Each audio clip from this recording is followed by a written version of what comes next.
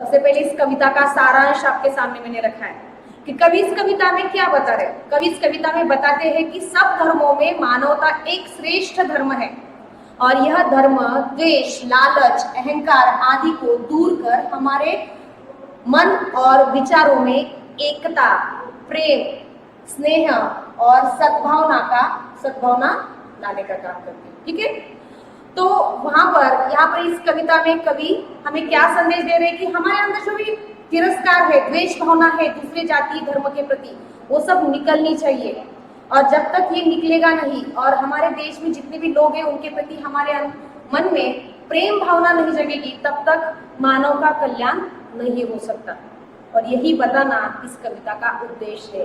कविता का उद्देश्य, हर एक पाठ का कुछ न कुछ उद्देश्य होता है कि नहीं, मॉरल होता है। मैंने आपको कल ही बताया, जो जितना भी लिटरेचर जो भी है हमारा, अलग अलग भाषाएं हैं, वो आपको कुछ ना कुछ सिखाने का काम करती है, आपका संस्कार करने का काम करते हैं।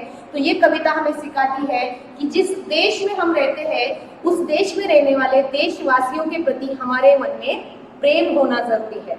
उस देश की प्रगति के बारे में हर पल हमारे मन में विचार होने चाहिए और हमारी वजह से दूसरों को परेशानी ना हो। जिस तरह से परिवार के हर सदस्य का ख्याल रखते उसी प्रकार देश के हर एक सदस्य का ख्याल हमें रखना चाहिए। जो अगर प्रगति कर रहा है तो उसको साथ देना है, बल्कि उसकी प्रगति में बाधा नहीं डालनी है, तभी मानव का कल्याण होगा। और यही इस सारी कविता में बताया गया है। ठीक है, तो चलो हम पढ़ेंगे कविता की पंक्तियां। देखो, पहले जो 4-5 पंक्तियां कवि उसमें क्या कह रहे हैं। तमको धर से दूर करो अब पट खोलो कीवाड़ की। पहली पंक्ति क्या है कि तमको धर से दूर करो अब पट खोलो कीवाड़ की, सीमाओं को खत्म करो अब बात करो ना बाढ़ की। दिखाई दे रहा है ना सबको आपको? हाँ, तो पहली जो पंक्ति है, तमको धर से दूर करो अब पट खोलो कीवाड़ की, सीमाओं को खत्म करो अब बात करो ना बाढ़ की। अभी यहाँ पे बाढ़ यानी क्या पता है किसी को? बाढ़ का मतलब बाढ़ ढ नहीं बोल रही हूँ, बाढ़ ल है वहां पे। ठीक है, कि मैं बताती हूँ आपको। देखो, तम यानी क्या, ये तो सबको पता होगा, अंधेरा। अंधेरा, वेरी गुड। तम को धर से, वहां पे धर हो गया है, तम को धर से दूर करो। धर मतलब धरती, हमारी जो पृथ्वी है वसुंधरा, उसको धर भी कहा जाता है। ठीक है, तम यानी अंधेरा, इस धरती से अंधेरा जो है वो दूर करो। अभी अंधेरा दूर करो मतलब अंधेरे को दूर करो, इसका अर्थ यहाँ पे कवि ये बता रहे कि जो भी बुरी बातें हैं इस धरती पर हमारे, उसको अंधेरा कहा गया है। जो भी बुरे गुण होते हैं व्यक्तियों के अंदर या लोगों के अंदर, उसको यहाँ पर अंधेरा कहा गया है। और पहली ही पंक्ति में कवि ये बता है कि जितनी भी बुराइयां इस धरती पर है, सबसे पहले उन बुराइयों को हमें खत्म करना पड़ेगा। अगर हमारे देश में जितने भी लोग हैं उनका अगर हमें कल्याण करना है, उनको अगर प्रगति के पथ पर लेकर जाना है, तो सबसे पहले उनके अंदर जो बुरे गुण है, बुरे विचार है, उनको उनके अंदर से निकालना पड़ेगा। धरती पर जितनी भी बुराइयां है, चोरी होगी, ठीक है नहीं, आपने कल बताया था भ्रष्टाचार, उसकी वजह से हमारा देश आगे नहीं बढ़ रहा है। तो उस भ्रष्टाचार, ये भी बुरी बात है।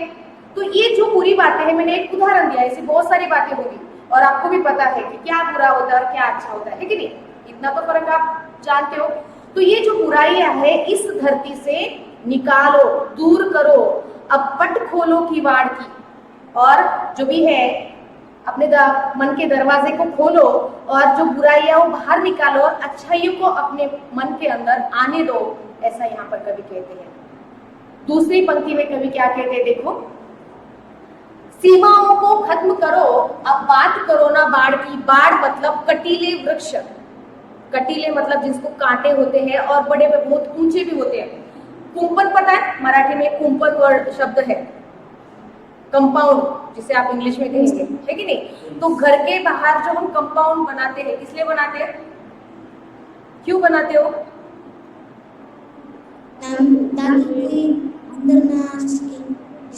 अरे कोई भी चोर या कोई भी व्यक्ति ऐसे अंदर ना आ सके, या घर की सुरक्षा के लिए कंपाउंड बनाया जाता है कि नहीं। तो उसे कहा जाता है बाढ़।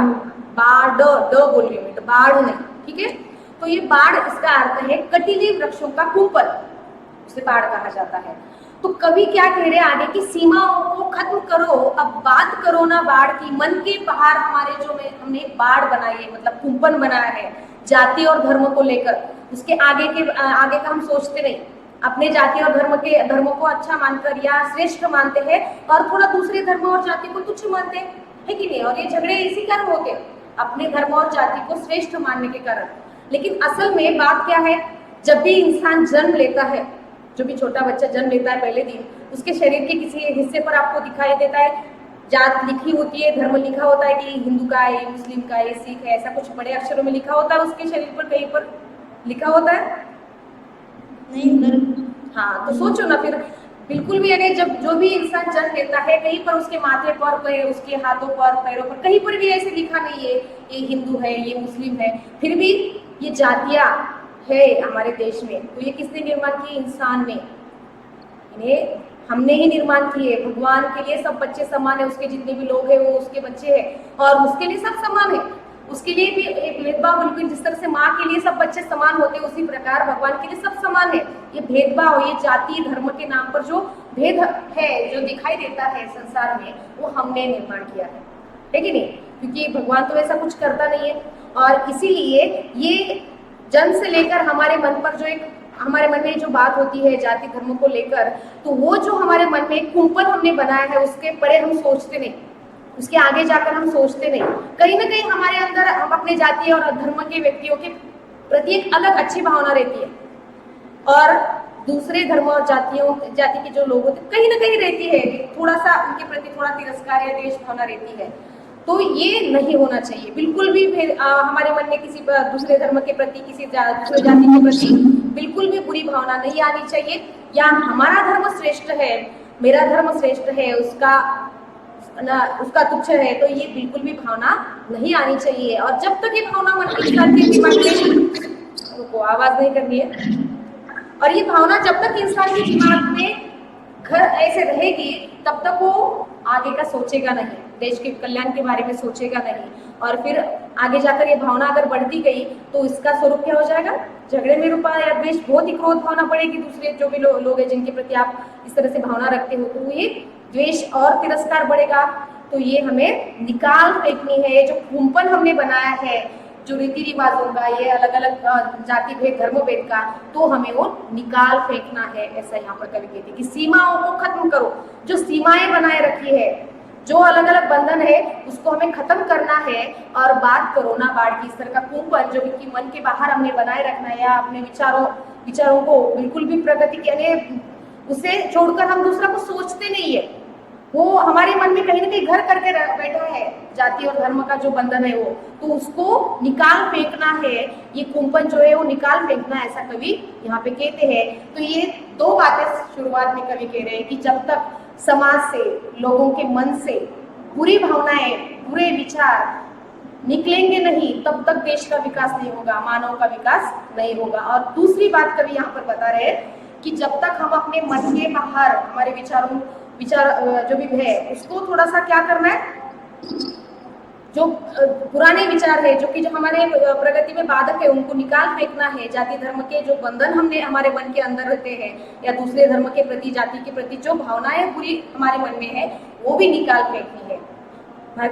हमें अच्छा विचार रखना है हर एक जाति और धर्म के प्रति। ये सब हमारे भाई है, उनका भी कल्याण होना जरूरी है, उनकी भी प्रगति होनी जरूरी है। और उनके साथ व्यवहार करते समय बिल्कुल भी किसी भी प्रकार की बुरी भावना, यानी अच्छे तरह से व्यवहार उनसे करना है, मीठी वाणी रखनी है, बिल्कुल भी झगड़े होने नहीं देने हैं। तो ये सब बातें अगर आप सोचोगे और सच में उस पर अगर अमल करोगे तो निश्चित ही मानव का कल्याण होगा। यहाँ तक समझ में आया? सिर्फ 2 लाइन पढ़ी है और उसके बारे में मैंने बताया। कौन बताएगा मुझे कि जो भी अभी मैंने बताया आपको समझ में आया कि नहीं? फिर मुझे हाथ ऊपर करो जिसको भी बताना है, जो भावार्थ मैंने अभी बताया। ठीक है, जास्मीन पाटिल। बोलो बेटा।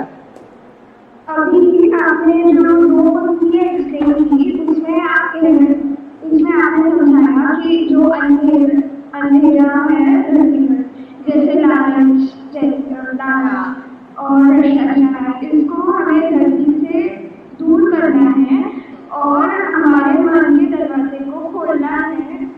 उस दरवाजे को खोलकर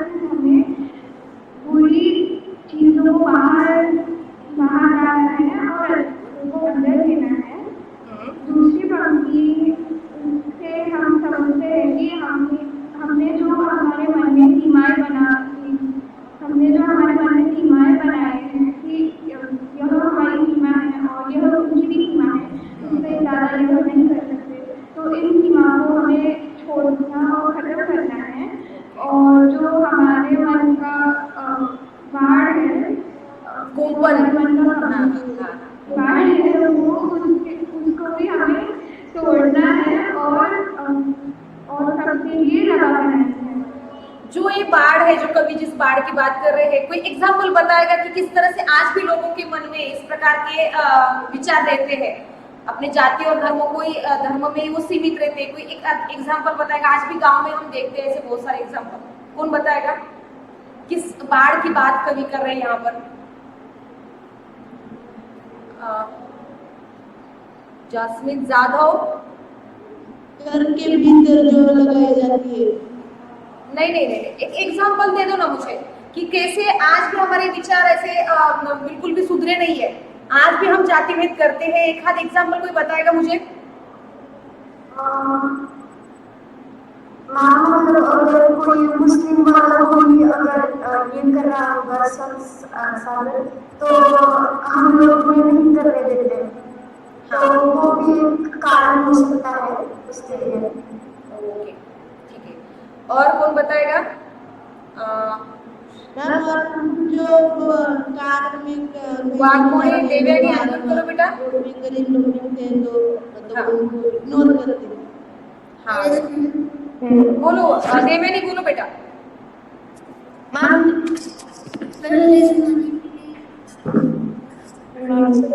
है कि वो घर में पालन करे, उन्हें शिक्षण नहीं दिया जाता था, तो लोगों की यह सीमाएं थी कि महिलाओं को घर से बाहर प्रवेश नहीं मिलना चाहिए। हाँ। और सिर्फ घर के लिए ही बनी है। ओके ठीक है। और मैंने कल एक उदाहरण बताया था कि आज भी गांव में लड़कियों को 10वीं 12वीं हो गई कि उनकी शादी कर दी जाती है, उनके पढ़ाने का विचार किसी के मन में नहीं है कि नहीं? ये भी एक सीमा है ना हमारे, मैंने उसके परे सोचते नहीं कि अगर पढ़ाया लड़कियों को तो आगे चलकर वो नौकरी कर सकती है, अपने परिवार को परिवार के लिए आर्थिक वो सहायता कर सकती है कि नहीं? ये नहीं सोचते लोग। उनको लगता है कि नहीं, नौकरी करेगी तो फिर बहुत टाइम जाएगा, फिर उसके लिए वैसा ही क्या देखना पड़ेगा, उसके लिए लड़का देखना पड़ेगा, फिर ज्यादा खर्चा होगा। तो ये एक हमारी जो बात है आज भी गांव वालों के मन में सीमित वैसे ही है। बहुत सारे लोग पढ़ा रहे हैं लेकिन 80% लोग आज भी ऐसा विचार करते हैं कि लड़कियों को नहीं पढ़ाना, जल्दी से उनकी शादी करना है। तो ये एक विचार एक सीमित है ना, उसके परे वो सोचते नहीं, उसके बारे में, उस लड़की के प्रगति के बारे में नहीं सोचते।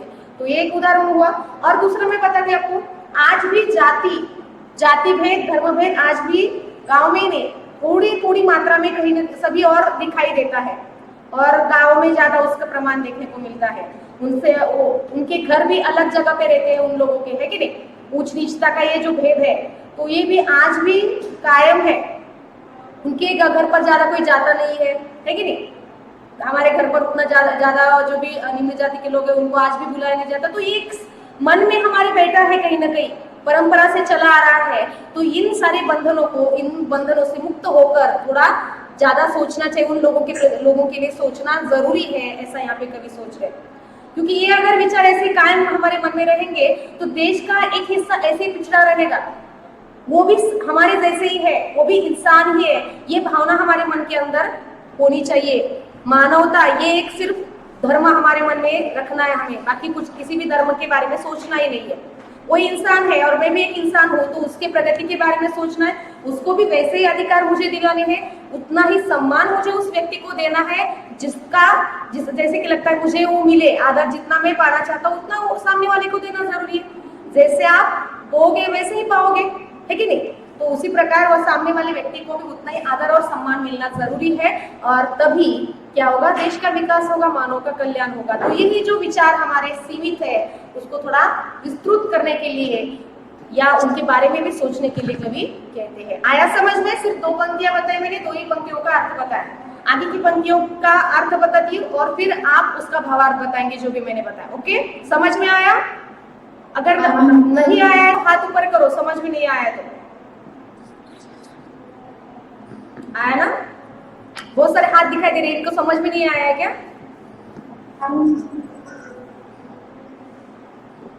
ओके ठीक है, आगे देखेंगे हम, आगे की पंक्तियां देखो। ना हो विषमता, ना हो बंधन, ना हो सीमाएं जिसमें, ना हो विषमता। विषमता नहीं होनी है, समानता होनी जरूरी है। ये बात तो आप हम कल से सुन रहे हैं, मैंने आपने भी बताई है और अभी अभी मैंने भी बताई कि समानता होनी जरूरी है। ऊंच नीच का भेदभाव नहीं होना चाहिए, अमीरी गरीबी का भेदभाव नहीं होना चाहिए। थोड़ी थोड़ी मात्रा में हमें ये असमानता ना, हाँ, असमानता नहीं होनी चाहिए, विषमता भी बिल्कुल, जाति भेद नहीं होना चाहिए, धर्म भेद नहीं होना चाहिए, साथ ही वर्ण भेद भी नहीं होना चाहिए और अमीरी गरीबी का भी भेद नहीं होना, किसी भी प्रकार का भेद नहीं होना चाहिए। सब लोगों में एक समानता की भावना जरूरी है, निर्माण होनी जरूरी है। और हम, मैंने जो बताया अभी भी बात की, हम इंसान है और हर एक इंसान की तरफ देखने का हमारा नजर, कि मैंने बोला कि आपको मानवता, इस धर्म को ही हमारे मन में रखना है, बाकी किसी भी धर्म के बारे में सोचना नहीं है। उस तभी विषमता खत्म होगी और समानता आएगी और सब लोगों में जो भी कल आपने बताया कि गरीब लोग हैं तो अमीर लोग उनको ठीक से उनके साथ व्यवहार नहीं करते, है कि नहीं?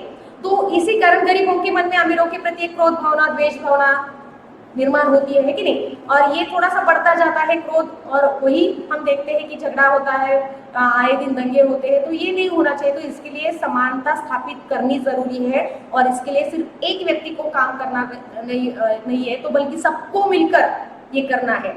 कोई एक व्यक्ति करेगा तो ये पूरा नहीं होगा, सबको ऐसे ही सोचना है कि सब सारे देश में समानता होनी जरूरी है, तभी हमारा देश आगे जाएगा। ये बात हर एक व्यक्ति को ठान लेनी है और उसके लिए उसे हर एक व्यक्ति को कदम उठाना है, तभी हमारे देश में जितने भी मानव है उनका क्या होगा, कल्याण होगा। देखो, ना हो बंधन। देखो, आप में घर पर आपको अगर पता है कि ये मत करो, ये वो मत करो, अभी आपको मोबाइल अगर आदत पड़ गई आपको, और फिर क्लास होने के बाद भी आप अगर मोबाइल लेकर बैठे हो तो आपको डांटा जाता है कि नहीं? मम्मी डांटती है, पापा डांटते होंगे, बड़ी बहन, बड़ी भाई, तो ये आप पर बंधन आपको लगता है, लेकिन वो डांटते आपके लिए अच्छे के लिए, लेकिन आपको लगता है कि ये बंधन लगता है आपको। इन्हें हमेशा ऐसे हमें छोटों को कहा जाता है ये मत करो, वो मत करो, है कि नहीं? तो ये बंधन किसी को पसंद नहीं है। हर किसी को क्या चाहिए? स्वतंत्रता चाहिए, हर बात की स्वतंत्रता चाहिए। आजादी हमें मिली तब देश ने कितनी खुशियां मनाई, और इतने दिनों से अंग्रेजों के गुलामगिरी जो भी थी, उनके हम क्या गुलाम बने हुए थे 200 साल या जो भी है, उन्होंने किस तरह से हम पर अत्याचार किया, तो उससे आजाद होने के लिए कितने लोगों ने कोशिश की। यानी बंधन किसी को भी पता नहीं है, कितने लोगों ने बलिदान दिए, कितने क्रांतिकारी उसमें जन्म लिए उस भारत देश को आजादी दिलाने के लिए, है कि नहीं? हम इतिहास पढ़ते हैं, हिस्ट्री पढ़ते हैं। इन लोगों ने हमें इस बंधन से मुक्त करने के लिए इतना सब कुछ किया, अपने जान की आहुति तक वहां पे दी, बलिदान दिया। जो कि भगत सिंह हम देखते हैं कितनी कम उम्र में उनको फांसी हुई। तो इन लोगों ने हमें अंग्रेजों के इस बंधन से मुक्त करने के लिए अपने जीवन का बलिदान दिया। तो ये बंधन किसी को भी पसंद नहीं है। तो जो भी बंधन आज भी डाले जाते हैं, बंधन मतलब रीति रिवाजों के जो बंधन आज भी हमारे देश में देखने को मिलते हैं, रीति रिवाज जो कि अच्छे, मैंने कल भी बताया आपको, जो रीति रिवाज हम पर संस्कार करते हैं। अच्छा, सारे रीति रिवाज बुरे ऐसा नहीं है, लेकिन कुछ ऐसे रीति परंपरा है, रीति रिवाज है, जिनके कारण हमारे विकास में बाधा निर्माण होती है, देश के विकास में और व्यक्ति के विकास में। मैंने आपको कल एक उदाहरण दिया था कि लड़कियों को पढ़ाया नहीं जाता था, सावित्रीबाई फुले ने उसका आरंभ किया, लेकिन शुरुआत में इस जो भी रीति रिवाज था तो उसको खत्म करने के लिए उन्होंने जब प्रयास किया तो उनको कितना विरोध सहना पड़ा, है कि नहीं? अगर उसके लिए वो कोशिश नहीं करते तो आज यहाँ पर मैं आपको पढ़ा नहीं पाती, या आप लड़कियां जो भी जितनी भी आज यहाँ पर क्लास में नहीं होती। तो एक बंधन ही है ना, बंधन था लड़कियों पर, बाल विवाह करना पड़ता था, उनको सती जाना पड़ता था, है कि नहीं? तो ये एक बंधन था। तो जो बंधन हमें लगता है कि हमारे देश के हित में नहीं है या हित में बाधा डाल रहा है, जो भी रीति रिवाज है, जो रीति परंपरा हमारी, जो इंसान के विकास में बाधक है, देश के विकास में बाधक है, ऐसे बंधनों से हमें मुक्त होना चाहिए। भले ही हमें विरोध सहना पड़े, शुरुआत में हमारे घर वाले भी विरोध करेंगे, जैसे कि सावित्रीबाई फुले, उनको बाकी के बहुत सारे समाज सुधारक जिन्होंने सती प्रथा बंद की, बाल विवाह प्रथा बंद की, उनको भी विरोध सहना पड़ा। लेकिन बाद में बहुत सारे लोगों को पता चला कि इसमें ही देश की भलाई है और आगे चलकर उन्होंने उनका साथ दिया। तो शुरुआत में आपको थोड़ा विरोध होगा, लेकिन अगर आपको लगता है कि ये बंधन या ये जो भी रीति रिवाज है उसका हमें पालन नहीं करना चाहिए, जिसकी वजह से देश का विकास नहीं होगा, तो उसका हमें विरोध करना है। भले हमारा साथ कोई ना दे, फिर भी हमें वो उसके लिए प्रयास करना है और अंत में आपके साथ बहुत सारे लोग जुड़ जाएंगे, लेकिन थोड़ा उसके लिए आपको प्रयास करना है। तो कवि वही कह रहे हैं कि ना हो विषमता, ना हो बंधन, किसी भी प्रकार के बंधन को मत स्वीकार करो। अगर आपको लग रहा है कि मेरी विकास में ये बाधा डाल रहा है, देश के विकास में ये बंधन है, तो आपको उसे दूर करने के लिए आगे आना है। आपके साथ निश्चित ही बहुत सारे लोग जुड़ जाएंगे, आपका साथ देंगे, लेकिन पहले कदम किसी को उठाना जरूरी है। आगे कभी कहते हैं कि ना हो सीमाएं जिसमें मिलजुल कर प्रयास करो उस नवयुग के निर्माण की। और ये बंधन कोई अकेला नहीं वहां पे खत्म कर सकता। जैसे कि बहुत सारे समाज सुधारक हैं हमारे देश में, अकेले ने नहीं किया ये सब कुछ, जो भी अलग अलग जो प्रथाएं थी बुरी, वो खत्म करने के लिए सिर्फ एक व्यक्ति ने काम नहीं किया। और वही हम आज पढ़ते हैं कि किन किन लोगों ने ये काम किया, और आज के देखो उनका कितना नाम है। पहले भले ही उनको वहां पे कोसा गया होगा, गालियां दी होगी लोगों ने, सावित्रीबाई फुले को तो पत्थर से मारा, गोबर फेंक कर मारा उनको, फिर भी वो रुके नहीं। महात्मा गांधी जी, वो ऐसे बहुत सारे लोग हैं जिन्होंने देश के लिए बहुत कुछ किया हो। कुछ लोग उनको अच्छा कहने वाले, कुछ बुरा कहने वाले भी है आज भी, ठीक है। तो फिर भी वो उनके बारे में ना सोचते हुए उनको जो करना है वो पूरा कर ही उन्होंने दम लिया। तो वैसे ही कवि यहाँ पर कह रहे हैं कि मिलजुल कर प्रयास करना है। उन्होंने शुरुआत में अकेले शुरुआत की, लेकिन उनको बहुत लोगों ने साथ दिया। तो वैसे ही जिस बंधन जो भी बंधन आप वहाँ पे जो आपको लगता है कि रीति रिवाज है, ये जो बंधन है देश के विकास में बाधक है, तो उसको दूर करने के लिए शुरुआत प्रयास करो। आपके साथ बहुत सारे लोग मिल जाएंगे और मिलजुल कर प्रयास करो। ऐसा कवि कह रहे हैं कि मिलजुल कर प्रयास करो, यानी सबको वहां पे एक साथ मिलकर प्रयास करना जरूरी है। क्योंकि एक व्यक्ति को बहुत ज्यादा समय लगेगा, लेकिन अगर सभी लोग उसका साथ देंगे तो जल्दी से वो जो बंधन है या जो विचार है लोगों के, उसमें परिवर्तन लाने के लिए वो सहायक हो सकते हैं। बहुत सारे लोगों ने अगर बताया कि नहीं ये हमारे प्रगति में बाधक है, तो लोग मान जाएंगे। एक आध व्यक्ति ने बताया या एक व्यक्ति, सब लोगों को वहां पे उतना समय ज्यादा लगेगा उस व्यक्ति को। तो इसीलिए जो भी हमें काम करना है, जो भी बंधन इस देश में, जो भी बुरे बंधन है, जो बुरे रीति रिवाज है, उसको खत्म करना है, तो उसके लिए हमें एकता दिखानी जरूरी है। जैसे कल आपने बताया कि कोरोना से एक अच्छे नागरिक का कर्तव्य आप कैसे निभा रहे, कि कोरोना में जो भी नियम बताए सरकार द्वारा वो सब पालन कर रहे सब उसका, और इसी वजह से कोरोना कंट्रोल में है, उतना नहीं है ज्यादा। मैंने कल ही बताया आपको, चीन में जो हालत थी उतनी हमारी बुरी हालत नहीं है भारत देश में। ये क्यों है? क्योंकि सब एकजुट है, सभी जो नियमों का सभी लोग पालन कर रहे हैं, एक व्यक्ति नहीं कर रहा है कि नहीं। तो उसी प्रकार जो भी बंधन हमें लगते हैं, जो ऐसे रीति रिवाज लगते हैं जो कि हमारे देश में बाधक है, उसको दूर करने के लिए किसी एक व्यक्ति को नहीं बल्कि मिलजुल कर प्रयास करना चाहिए, क्योंकि एकता में बड़ी शक्ति होती है। और वही कवि यहाँ पर बता रहे कि मानव का कल्याण करने के लिए हमें एकता से जो भी बुरे रीति रिवाज है, परंपराएं, बंधन है, वो सब खत्म करने चाहिए। मिलजुल कर प्रयास करोगे तो जल्दी से जो भी हासिल हमें करना है वो हासिल कर सकते हैं। आगे कवि क्या कहते हैं कि नवयुग के निर्माण की बात हमें कैसे करनी है? अभी नवयुग ऐसा निर्माण करना है कि जिस नवयुग में, नवयुग मतलब नया युग, नया देश ऐसा निर्माण करना है। क्योंकि आप अभी बच्चे हैं, आगे चलकर आप ही हमारे भविष्य है, आगे चलकर आप ही इस देश का भविष्य उज्जवल करने वाले। तो जो आने वाली पीढ़ी है वो सब क्या करे, नए युग के निर्माण करे जिसमें बिल्कुल भी क्या ना हो, बुरे विचार, बुरी बातें जो है वो पूरी तरह से निकाल के को आप जो जैसे पहले बताया कवि ने कि तम से धर को दूर करो, यानी जो अंधकार है, अंधकार रूपी जो बुराइयां हमारे इस देश में है उसे निकाल फेंकना है, विषमता खत्म करनी है, समानता लानी है, सब में मानवता धर्म को श्रेष्ठ मानना है सबको। साथ ही जो भी हमारे बंधन रीति रिवाज जो कि हमारे प्रगति में बाधक है उनको हमें निकाल फेंकना है। और ये सब निकालने के बाद देखो, सोचो कि कितना अच्छा एक देश, नया देश हमारा निर्माण होगा जहाँ पर बुराइयां नहीं, बिल्कुल सारे अच्छाइयां, सभी लोगों में अच्छे गुण हैं, ठीक है। तो ऐसे युग के निर्माण के लिए या ऐसे युग के निर्माण के बारे में हमें सोचना चाहिए, तभी कुछ तो होगा या मानव का कल्याण होगा, ऐसा कवि कह रहे हैं। आगे कवि कहते हैं कि बात करो अब हमसे केवल मानव के कल्याण की। हमारे मन में अभी एक ही उद्देश्य होना चाहिए कि हमें मानव का कल्याण करना है। और जो व्यक्ति अपना छोड़कर दूसरों के बारे में सोचता है, देश के बारे में सोचता है, तो उसी व्यक्ति का नाम उसके मरने के बाद भी लोग याद करते हैं। जितने भी महान व्यक्ति हैं उनका ले लो आप उदाहरण, क्यों उनका नाम आज भी हम लेते हैं, जो भी महात्मा गांधी, लोकमान्य तिलक है, शिवाजी महाराज है, महाराणा प्रताप है, उनका हम नाम आज भी क्यों लेते हैं क्योंकि उन्होंने निस्वार्थ भावना से लोगों के लिए, समाज के लिए अपना जीवन दिया, पूरे ने जो भी कार्य किया, समाज कार्य किया। और जब ऐसा कोई करता है तो निश्चित ही उसका समाज में मान होता है, सम्मान होता है। और इसीलिए हमें भी एक ही बात अपने मन में ठान लेनी है, मानव के कल्याण के बारे में, यानी मानव का कल्याण हमें करना है और देश के बारे में सोचना है, देश की प्रगति कैसी हो उसके बारे में सोचना है। और यही बात हमारे मन से कभी भी निकालने लगे।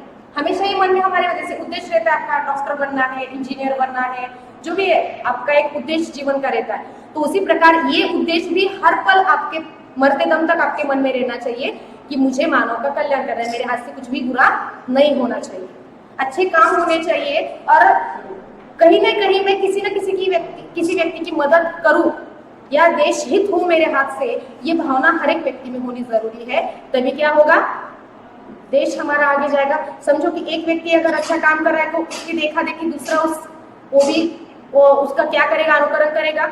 तो इस तरह से सभी लोग अगर दूसरों के बारे में सोचने लगेंगे, अच्छी बातें यानी अच्छे काम करने लगेंगे, तो निश्चित ही हमारा देश क्या हो जाएगा, विकास करेगा, प्रगति करेगा। और यही कभी यहाँ पर बताना चाहते हैं कि हमेशा हमारे मन में एक ही उद्देश्य होना चाहिए, हमें एक ही बात सोचनी चाहिए, वो है मानव के कल्याण के बारे में। ठीक है, यहाँ पर 4-5 पंक्तियां मैंने खत्म कर दी, समझ में आया?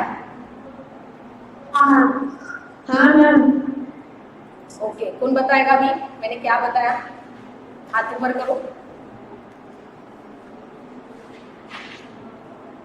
अनुष्का मिराजदार, अनम्यूट करो बेटा। हाँ, मतलब ना हो विषमता, ना हो बंधन, ना हो सीमाएं जिसमें।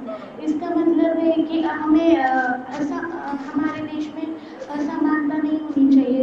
हमें रंग, रूप, भाषा, जाति इसके ऊपर मतलब अलग अलग हिस्सों में बंटना नहीं चाहिए। हमें एक साथ मिलजुल कर सभी काम करने चाहिए।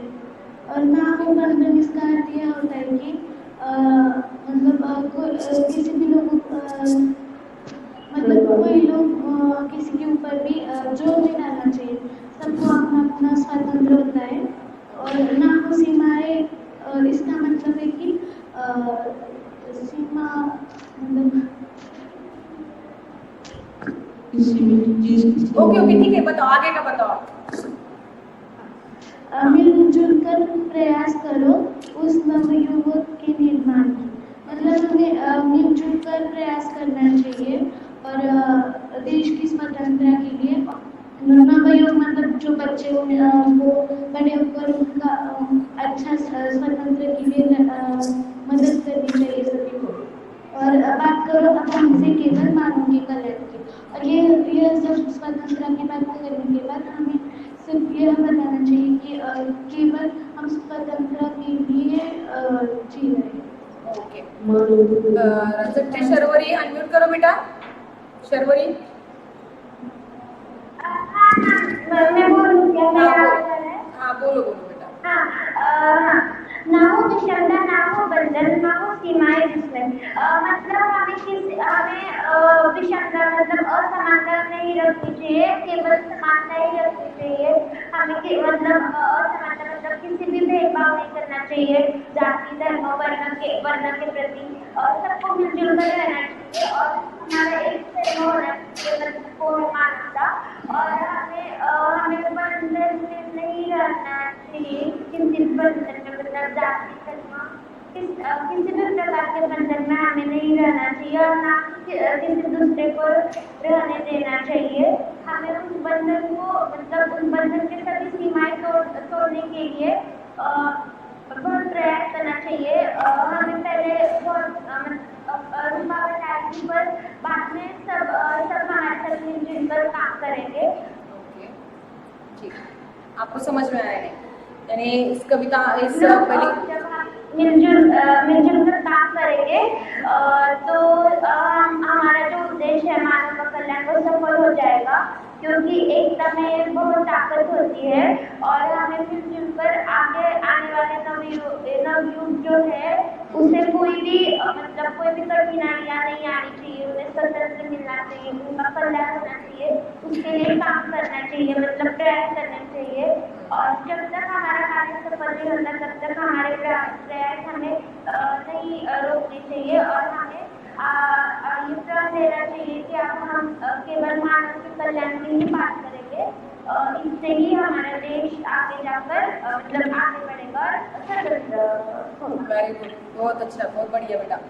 हाँ, तो ये जो भी आप ये शर्वरी ने 2-3 लड़के बच्चों ने बताया वही इस कविता ने 4-5 जो भी पंक्तियाँ की, सारे बुराइयों को इस धरती से निकालना होगा, बंधन जो भी है उनको खत्म करने होंगे, जो रीति रिवाज ऐसे है कि जो हमारी प्रगति में बाधक है उनको दूर करना होगा, और साथ ही सीमाओं को जो भी एक हमारे विचारों में हमने सीमा बनाई है धर्म और जाति को लेकर, उसके परे जाकर हमें सबके बारे में सोचना होगा और ऐसे नवयुग का निर्माण करना होगा जिसमें सब समान है और सब मिलजुल कर सब हर एक बात के लिए एकता होनी चाहिए, एकता होनी जरूरी है, क्योंकि किसी भी संकट का सामना हम एकता से कर सकते हैं, यूनिटी से कर सकते हैं।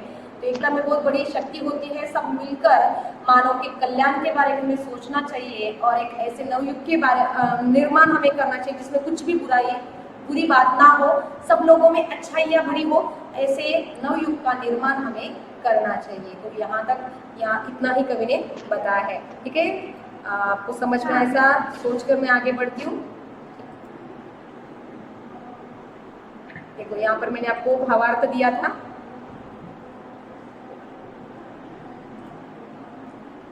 आपके सामने है, पढ़ो एक बार सभी। इस धरती से अंधकार को दूर कर अपने मन के दरवाजे को खोलो, हमारे मन में जो भी सीमाएं हैं जाति धर्मों को लेकर जो भावना है उसे निकाल फेंको। अगर हमारे देश को ऊंचाई तक अगर हमें लेकर जाना है तो इन बंधनों को अपने मन से क्या करना चाहिए, निकाल फेंकना होगा और सबको मिलकर इस एक ऐसे नवयुग के निर्माण के बारे में सोचना होगा। अब हमें सिर्फ मानव के कल्याण के बारे में सोचना होगा। तो ये मैंने भावार्थ बताया, ये भावार्थ आपको याद रखना है। अभी आपको पिछले साल था कि नहीं पता नहीं, लेकिन संदर्भ और भावार्थ और प्रसंग ये तीनों भी लिखना जरूरी है। पंक्तियां दी जाएगी और पंक्तियों का भावार्थ लिखना जरूरी है। ठीक है, तो ये भावार्थ आपके सामने मैंने रखा है। तो आज इतना ही। आज होमवर्क का अभी देती हूँ मैं आपको, स्क्रीन पर भी आएगा, स्क्रीनशॉट ले लो या बाद में मैं आपको भेजने वाली हूँ। तो इतना ही 4-5 पंक्तियां ही आज पढ़ाई मैंने। ऐसे स्लो जाएंगे हम, हर एक को पूछूंगी मैं बीच बीच में भावार्थ समझ में आया कि नहीं, क्योंकि कविता थोड़ी कठिन जाती है बच्चों को उसका अर्थ लिखने के लिए या उसका आंसर लिखने के लिए। ठीक है, तो यहाँ तक समझ में आया ऐसा सोचती हूँ मैं। कल और रिविजन होगी, आपको इन्हें समझ में आया कि नहीं, एक आध बच्चों को पूछूंगी मैं। ठीक है, तो ये होमवर्क है आपका, स्क्रीनशॉट ले लो आप होमवर्क का। देखो रगाड़िया, कविता में मनुष्य से क्या और क्यों कहा गया है, दिखाई दे रहा है? कविता में मनुष्य से क्या और क्यों कहा गया है। ये सारी कविता जो है आप मनुष्य को यानी इंसान को संबोधित की हुई है कि नहीं, कि मानव के कल्याण के लिए हमें क्या क्या करना है। तो ये क्या कहा है इस कविता में और क्यों कहा गया है, तो ये 4-5 पंक्तियों में आपको लिखना है। जो भी आज मैंने पढ़ा उसके आधार पर लिखना है। जो भी लिखना है आप अभी 4 पंक्तियां। Okay, bye. पढ़ाई करते रहो। हाँ क्या बेटा, मैसेज डाल देना ग्रुप पर। हाँ डालने वाली, सारे ग्रुप पर डालने वाली। Okay bye. 3-4 पंक्तियां, ज्यादा नहीं। जैसे कल आपने लिखा है बहुत अच्छा लिखा सबने, 3-4 पंक्तियां, ज्यादा मत लिखो 3-4 पंक्तियों में। और मैं ऐसे क्वेश्चन क्यों डाल रही है आपके टेक्स्ट बुक के नीचे का नहीं है क्वेश्चन, ऐसे क्वेश्चन इसलिए डाल रही हूँ क्योंकि 9th और 10th में ऐसे क्वेश्चन आते हैं, आपको अपने मन से लिखना पड़ता है। 10th की जो एग्जाम रहती है वैसे ही क्वेश्चन पूछे जाते हैं आपको, तो थोड़ी आदत अभी से थोड़ी होनी जरूरी है आपको कि अपने मन से आंसर लिखना होगा आपको। ठीक है, और ये तो पढ़ा है ना मैंने अभी, ये कविता ही पूरी मनुष्य के कल्याण के बारे में दी गई है। तो ये इसमें क्या बताया है कवि ने मनुष्य के लिए और क्यों बताया है, बहुत इजी क्वेश्चन है। ओके ठीक है, बाय बाय बाय। हाँ हाँ